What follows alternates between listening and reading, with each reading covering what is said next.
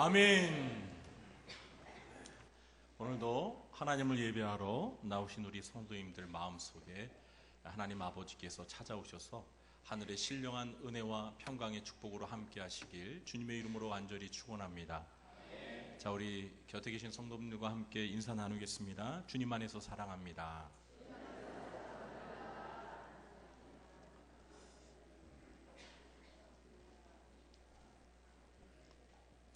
오늘은 총회 사랑주일입니다. 내일부터 금요일까지 대구 반야월 교회에서 우리 교회가 속한 대한예수교 장로회 합동교단 총회가 열립니다. 이번 총회는 1912년 9월 1일 제1회 총회가 평양 경창리 여자성경학원에서 창립된 이래 올해로 제100회를 맞이하는 매우 역사적인 총회입니다.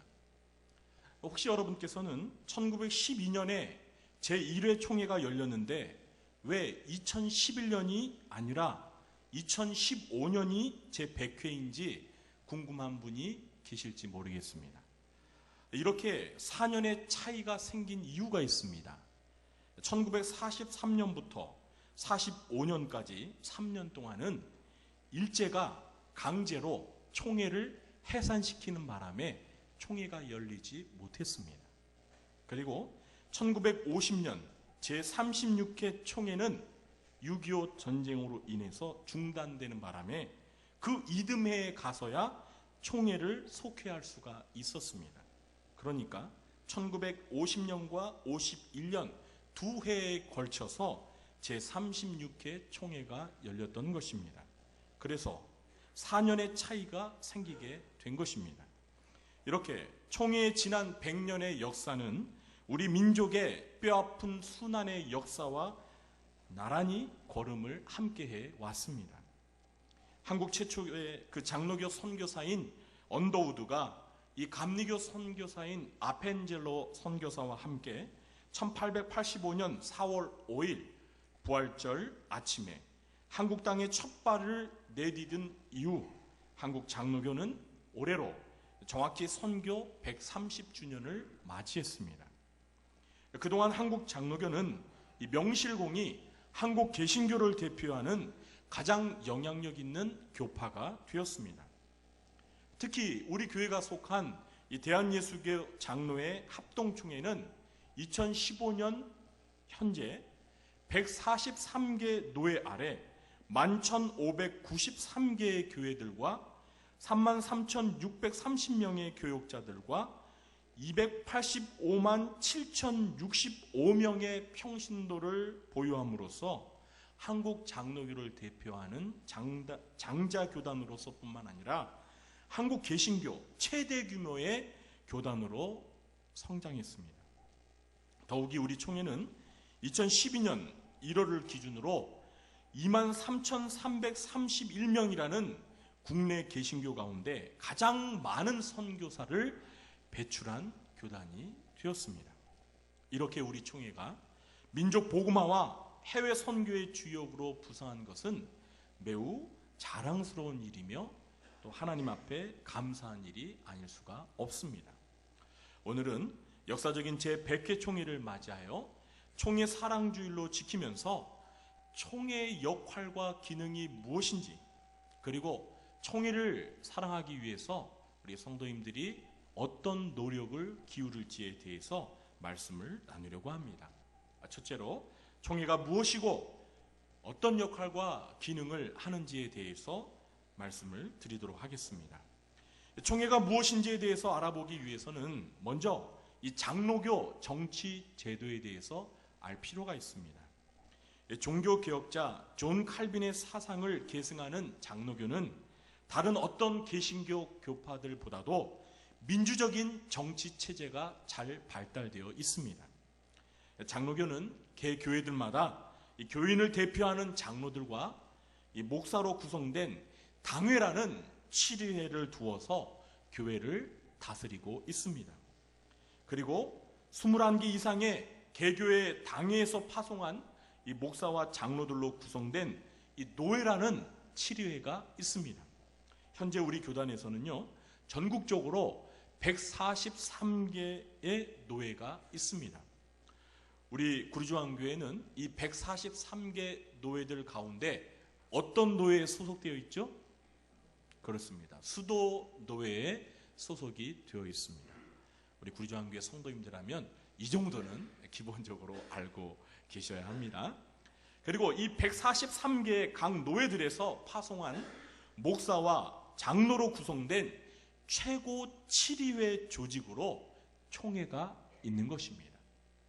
여러분들께서는 이 당회와 노회와 총회의 관계를 좀 쉽게 이해하기 위해서 제가 이 법원을 좀 비교해서 설명을 드린다면요, 이 당회는 지방 법원에 해당이 되고 노회는 고등 법원에 해당이 되고요, 그리고 총회는 대법원에 해당이 된다고 이렇게 이해하시면 이 7회들의 관계를 이해하시는데 도움이 될 것 같습니다.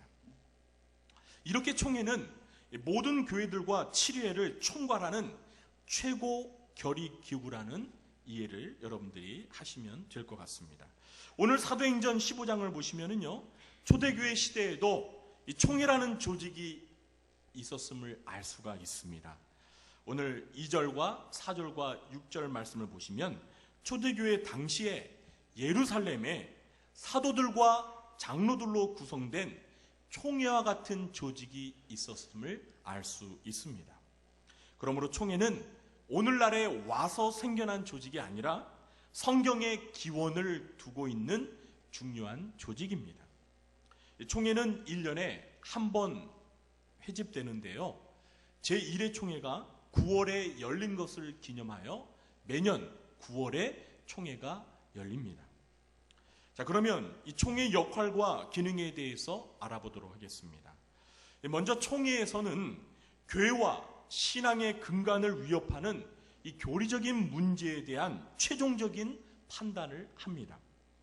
총회가 처리하는 가장 중요한 일들 가운데 하나가 바로 교리적인 문제에 대해서 성경적으로 옳고 그름을 판단하는 일입니다. 지난 주일에 우리가 이단 경계주의를 맞아서 이단에 대해서 말씀을 나누었는데요, 이 이단은 대부분 이 잘못된 교리를 주장하는데 이것을 판단하여 이단을 결정하는 일을 바로 총회에서 하는 것입니다. 오늘 사도행전 15장 1절을 보시면 초대교회 당시에 이 구원의 문제와 관련해서 교리적으로 잘못된 주장을 가르치는 사람들이 있었습니다. 1절과 2절 말씀을 제가 다시 한번 읽어보겠습니다. 어떤 사람들이 유대로부터 내려와서 형제들을 가르치되 너희가 모세의 법대로 할례를 받지 아니하면 능히 구원을 받지 못하리라 하니 바울 및 바나바와 그들 사이에 적지 아니한 다툼과 변론이 일어난지라. 형제들이 이 문제에 대하여 바울과 바나바와 및 그 중에 몇 사람을 예루살렘에 있는 사도와 장로들에게 보내기로 작정하니라. 그러니까 이 유대에서 온 사람들의 주장을 정리하자면 예수님을 믿는 것만으로는 구원을 받을 수가 없고 할례를 받고 더 나아가서 율법을 철저히 지켜야만 구원을 받을 수가 있다는 것입니다.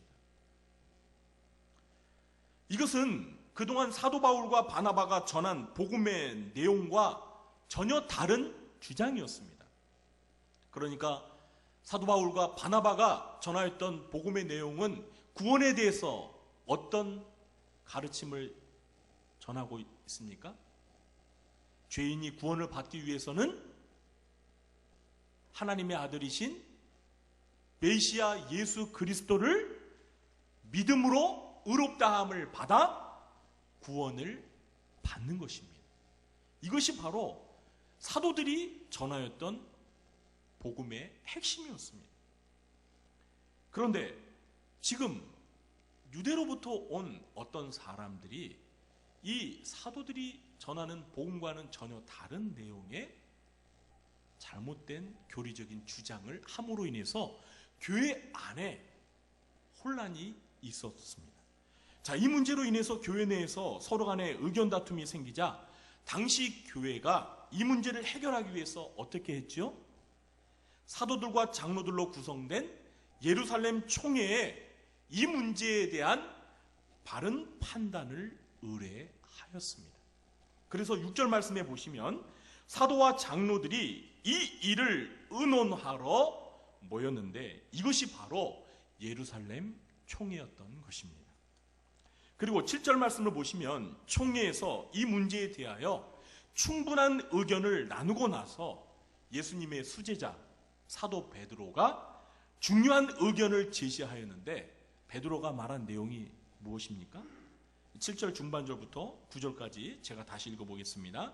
하나님이 이방인들로 내 입에서 복음의 말씀을 들어 믿게 하시려고 오래전부터 너희 가운데서 나를 택하시고 또 마음을 하시는 하나님이 우리에게와 같이 그들에게도 성령을 주어 증언하시고 믿음으로 그들의 마음을 깨끗이 하사 그들이나 우리나 차별하지 아니하셨느니라. 베드로의 이 말은 이방인이나 유대인이나 구원은 복음을 듣고 믿음으로 받는다는 것입니다. 그래서 11절에 베드로의 결론이 무엇입니까? 우리는 그들이 우리와 동일하게 주 예수의 은혜로 구원받는 줄을 믿노라 하니라. 이렇게 기록하고 있습니다. 그러니까 구원은 할례를 받고 율법을 온전히 지켜야 받는 것이 아니라 오직 주 예수 그리스도를 믿음으로 하나님의 은혜로 받는다는 것입니다. 자, 베드로의 이 말은 사도 바울과 바나바가 전한 복음과 일치하는 것으로서 유대에서 온 사람들의 주장이 교리적으로 잘못되었다는 것을 의미하는 것입니다. 결국 12절 이하를 보시면은요, 당시 예루살렘 총회의 총회장이었던 예수님의 친동생 야고보가 이 베드로의 의견을 총회의 결론으로 채택하고 공식 문서로 기록해서 바울과 바나바를 통해 각 교회에 하다라는 것을 보게 됩니다. 그래서 오늘날에도 마찬가지로 이 각 교단의 총회에서는요, 오늘날 우후죽순처럼 생겨나는 여러 이단들의 잘못된 교리적인 주장들에 대해서 신중하게 조사하고 연구해서 최종적으로 이단의 여부를 결정짓는 일을 하고 있는 것입니다. 이 총회가 하는 일은 이 이외에도 노회에서 올라온 여러 안건들을 처리하고요, 또 교회와 관련한 이 중요한 재판권에 대해서 최종적인 결정을 합니다. 그리고 노회를 설립, 합병, 분립, 폐지하는 일을 결정짓기도 하고요. 그리고 총회를 섬기는 이 총회장을 비롯한 임원들과 또 총회 산하 각 기구의 임원들을 선출하기도 합니다. 또한 효과적인 복음 전도와 선교를 위해 중요한 정책을 결정하고 또 한국 기독교 내 타 교단과의 화합과 협력을 위해서도 노력을 합니다. 이렇게 중요한 일들을 감당하는 기관이 바로 총회입니다. 그러므로 이 총회에 소속된 이 모든 지교의 성도님들께서는 총회를 위해서 깊은 관심과 사랑을 가지고 기도해 주셔야 합니다. 기도하실 거죠? 네. 자, 그러면 구체적으로 총회를 사랑하는 마음으로 우리가 어떤 노력을 해야 하는지 살펴보도록 하겠습니다. 한 4가지만 여러분에게 말씀을 드리려고 합니다. 첫째, 총회와 교단을 바로 이끌어갈 수 있는 경건한 하나님의 사람들이 세워지도록 기도해 주시기 바랍니다. 어떤 조직이든 누가 그 조직을 이끌어가는 지도자가 되느냐는 매우 중요합니다. 우리는 오늘 말씀에서 예루살렘 교회 총회에 예수님의 친동생인 야고보가 총회장으로 있었고요, 또 예수님의 수제자인 베드로 사도를 비롯해서 다른 사도들이 이 총회에서 지도적인 인물로 있으면서 예루살렘 총회가 교회 안팎으로 오는 여러 어려움들을 슬기롭게 극복해 나가는 것을 볼 수가 있습니다. 따라서 우리는 이 총회를 대표하는 총회장을 비롯해서 임원들을 뽑는 선거에 하나님이 개입하셔서 베드로와 야고보와 같은 훌륭한 인물들이 총회를 섬길 수 있도록 기도를 해야 합니다. 여러분들도 혹시 들어서 아실지 모르겠지만 불과 몇 해 전에 우리 교단 총회 기간 중에 이 총회 총무가 되는 어느 목사님이 총회 현장에 가스총을 들고 나와서 비난을 받는 일이 있었습니다. 그뿐만이 아니라 우리 교단 총회장 목사님이 노래방이 딸린 주점에 여성 도우미들과 동석한 사실이 알려져서 큰 무리를 일으킨 적이 있습니다.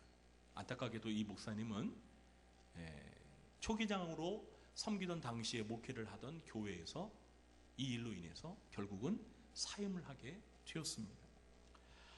정치란 무엇입니까? 정치란 부정을 바로잡고 다스리는 일인데, 오늘날 교회 정치가 벌어지는 현장에는 돈과 명예와 권력을 탐하는 정치꾼 세력들이 있어서 총회와 그리고 교단의 이미지를 실추시키는 일이 있는 것을 보게 됩니다. 그래서 많은 성도님들은 교회 정치에 대해서 회의적인 마음을 갖게 되고 총회에 대해서 무관심하고 불신하기도 합니다. 자, 그러나 총회가 비록 어떤 면에서는 우리에게 실망을 안겨주기도 하지만, 그렇다고 우리 성도님들이 총회에 대해서 무관심을 하게 되면 총회는 점점 나아질까요? 아니면 더 나빠질까요? 더 나빠지는 것입니다. 교회 성도들이 총회에 대해서 무관심하게 되면요, 그만큼 정치꾼들이 총회에서 활개를 치게 됩니다. 그러므로 총회와 교단의 중요한 자리에 정말 바른 정치를 펼칠 수 있는 훌륭한 인물들이 지도자로 세워지도록 성도님들은 관심을 갖고 총회를 위해서 기도를 해야 하는 것입니다. 나라를 위해서는 대통령과 국회의원들을 잘 뽑아야 하듯이 교회를 위해서는 총회장과 그리고 총회를 섬기는 임원들이 잘 선출되어야 하는 것입니다. 우리 성도님들께서는 이렇게 총회에 깊은 관심을 가지고 훌륭한 인물들이 총회를 섬길 수 있도록 총회 기간 중에 많은 기도를 해주시기 바랍니다. 둘째로, 총회에서 바른 결정이 내리도록 기도해 주시기 바랍니다. 총회 기간 동안 각 노회에서 파송된 총대들이 하는 일이란 한마디로 많은 회무를 처리하고 결정하는 일입니다. 그러므로 이 총회에 참석한 총대들에게 하나님께서 지혜를 주셔서 하나님의 말씀과 교단 헌법에 따라 공의롭게 회무를 처리하고 결정하도록 기도해야 합니다. 제100회 총회를 맞이하기까지 총회는 그동안 많은 결정을 했습니다. 그런데 총회의 결정사항이 항상 올바른 것은 아니었습니다. 예를 들면 1938년 제27회 총회는요, 총회의 역사에서 가장 부끄럽고 수치스러운 5점을 남긴 총회로 기억이 되고 있습니다. 왜냐하면 이 제27회 총회에서 심사참배를 가결했기 때문입니다. 심사참배가 명백한 우상숭배의 죄임에도 불구하고 총회는 심사참배가 국민으로서 마땅한 의례에 불과하므로 죄가 되지 않는다라는 어처구니 없는 결정을 내리고 말았습니다. 그래서 많은 목사님들이 이 성도들을 이끌고 일본 신사 앞에 가서 절을 하는 배교적인 우상숭배의 범죄가 저질러졌습니다. 한국교회에서 존경을 받았던 영락교회 고 한경직 목사님도 심사참배에 앞장섰던 분이셨습니다. 그래서 훗날 자신의 그 죄를 하나님 앞에 참여하면서 자기는 심사참배를 한 목사라고 늘 교회 앞에서, 성도들 앞에서 늘 겸손한 자세로 더 존경스러운, 그런 더 존경받는 아름다운 삶을 살았던 것을 우리는 알게 됩니다. 물론 이런 총회의 결의에 반대해서 이 주기철 목사님처럼 순교를 각오하고 심사참배를 해서는 안 된다는 목회자들과 성도들도 있었습니다. 그런 분들은 순교를 당하기도 하고 또 감옥에 갇혀서 모진 고난과 핍박을 경험하기도 했습니다.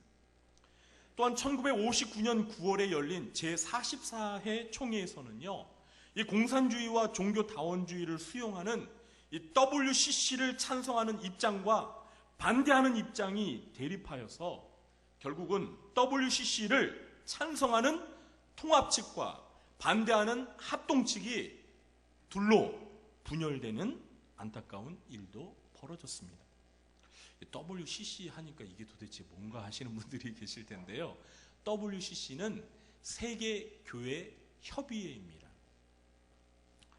이 감사한 것은요, 다행히 우리 교회가 속한 이 합동총회는 WCC에 찬성했을까요? 반대했을까요?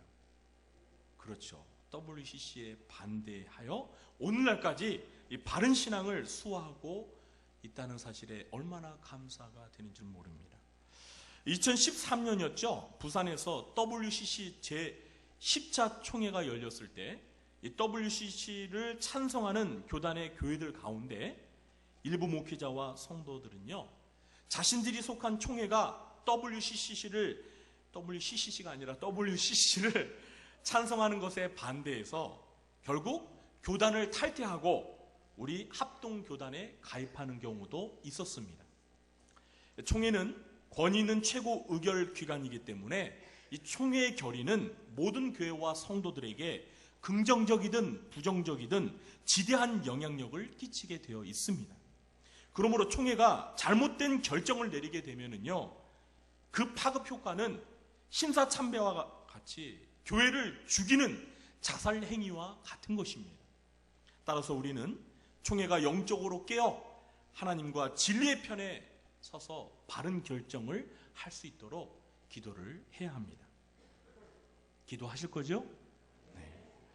자, 셋째, 총회가 한국 사회와 이 민족에 희망을 줄 수 있도록 기도하시기 바랍니다. 우리나라 근대사를 보면은요, 한국 장로교회가 끼친 이 긍정적인 영향 가운데 하나가 무엇이냐면 1907년에 평양 대부흥운동을 통해서 당시 사회의 도덕적인 변화와 개혁을 이끌어내었다는 것입니다. 그리고 일제강점기 때에는 3.1운동을 비롯해서 물산장려운동, 또 사회개명운동을 이끄는 중심 세력이 되었었습니다. 한마디로 총회와 교회가 암울했던 시대에 우리 민족에게 희망을 안겨주는 역할을 했던 것입니다. 그래서 기독교가 우리 민족 가운데 빨리 성장하는 요인이 되기도 했습니다. 오늘날에도 총회가 이와 같은 일을 감당해야 합니다. 그런데 안타깝게도 오늘날 현실은 어떻습니까? 총회에 대해서 부정적인 이미지가 사회에까지 심어지고요. 심지어는 각 교회들마저도 총회에 대해서 우려와 불신을 갖고 있는 것도 보게 됩니다. 따라서 우리 총회가 새롭게 거듭나서 민족의 희망과 등불이 되는 그러한 총회가 되도록 기도하시기 바랍니다. 마지막 네 번째로, 총회가 잘 운영될 수 있도록 세례교인 헌금을 잘 납부하는 것도 매우 중요한 일입니다. 총회가 여러 가지 일들을 잘 감당하기 위해서는요, 총회를 운영하는 재정이 확보가 되어야 합니다. 그래서 총회 운영을 위한 재정 마련을 위해서 이 세례교인 헌금 또는 세례교인 의무금을 걷는 것입니다. 우리 교회도 지난 주일에 세례교인 헌금에 많은 성도님들이 동참을 해주셨는데요. 이것이 각 개교회별로 보면 얼마 안 될 것 같지만은요, 이 전국 교회가 동참하게 되면 총회를 운영하는데 큰 보탬이 됩니다. 사도행전 11장과 12장을 보시면 이 이방 교회들이 사도 바울과 바나바를 통해서 당시에 경제적으로 어려운 가운데 있었던 예루살렘 교회를 이렇게 물질적으로 돕는 이 부조의 일을 감당한 것을 알 수가 있습니다. 다시 말해서 이방 교회들이 예루살렘 교회의 총회를 도왔다라고 이해할 수도 있는 것입니다. 이런 아름다운 일을 앞으로도 우리 교회 성도님들께서 책임 있게 감당해 주시기를 다시 한번 부탁드립니다. 이제 말씀을 맺도록 하겠습니다. 우리 총회는 역사적인 제100회 총회를 맞이했습니다. 그동안 우리 성도님들께서는 총회에 대해서 얼마나 깊은 관심을 가지셨습니까? 제 거 아니죠? 자, 이제부터라도 우리가 총회에 대해서 깊은 애정을 가지고 총회를 위해서 기도하며 깊은 관심을 가졌으면 좋겠습니다. 총회가 열리는 이번 주간만이라도 우리 성도님들께서 총회를 위해서 이 네 가지 사항을 여러분들께서 기억하시고 총회를 위해서 많이 기도해 주시기를 부탁드립니다. 그래서 우리 교단 총회가 앞으로도 하나님의 영광을 높이고 하나님의 뜻을 온전히 실현하는 성총회가 되어서 한국 교회와 민족에게 희망을 선사하는 거룩한 총회가 되기를 주님의 이름으로 축원합니다. 지금 전달해야 되는 사항.